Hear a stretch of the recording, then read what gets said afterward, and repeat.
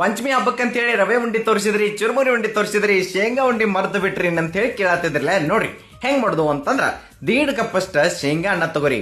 ಇದನ್ನ ಸಣ್ಣ ಉರಿಲೆ ಅಥವಾ ಮೀಡಿಯಂ ಉರಿಲೆ ಚಲೋತ್ನಂಗಿ ಹುರಿರಿ. ಜೋರಿಟ್ಟು ಹೊತ್ತಿಸಿಡಕ್ ಹೋಗ್ಬೇಡ್ರಿ. ಬರೋಬ್ಬರಿಯಾಗಿ ಹುರಿದ ನಂತರ ಏನ್ ಮಾಡ್ರಿ, ಅವನ್ನ ತಿಕ್ಕಿ ಸಿಪ್ಪಿ ಎಲ್ಲ ತೆಗೆದ ಇಟ್ಕೊಂಡ್ ಬಿಡ್ರಿ. ಮುಂದಕ್ಕ ಒಂದ್ ಅರ್ಧ ಕಪ್ಪಷ್ಟು ಬೆಲ್ಲ ತಗೊಂಡಿದ್ದೀವಿ. ನೀವು ಬೇಕಾದ್ರೆ ಜಾಸ್ತಿ ತಗೊಂಡ ಸ್ವಲ್ಪ ಅದನ್ನ ಕರಗಿಸ್ರಿ, ನೀರ್ ಹಾಕಿ.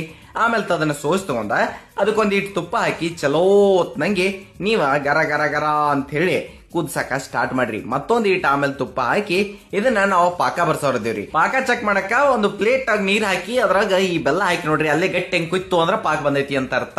ಇದಕ್ಕ ನಾವು ಎಟ್ ಬೇಕೋ ಅಟ್ ಪುಟಾಣಿ ಆಮೇಲೆ ಶೇಂಗಾ ಹಾಕಿ ಚಲೋತ್ತಂಗೆ ಅದನ್ನ ಮಿಕ್ಸ್ ಮಾಡಿ ಇನ್ನ ಕೈಗೆ ಒಂದ್ ಇಟ್ಟು ತುಪ್ಪ ಹಚ್ಕೊಂಡು ಉಂಡಿ ಕಟ್ಟಕ್ ಸ್ಟಾರ್ಟ್ ಮಾಡ್ರಿ. ಆಮೇಲೆ ಏನ್ರಿ ಅಂತಂದ್ರೆ ಇದೊಂದಿಟ್ಟು ಗಟ್ಟಿ ಆತಂದ್ರ ವಾಪಸ್ ನೀವು ಬಿಸಿ ಮಾಡಿ ಉಂಡಿ ಕಟ್ಟಬಹುದ್ರಿ. ಬಾಳ ಮಸ್ತಾಗಿ ಆಕೈತ್ರಿ. ಡಿಟೇಲ್ ವಿಡಿಯೋ ನಮ್ಮ ಯೂಟ್ಯೂಬ್ ಚಾನಲ್ ಐತಿ, ನೋಡ್ರಿ.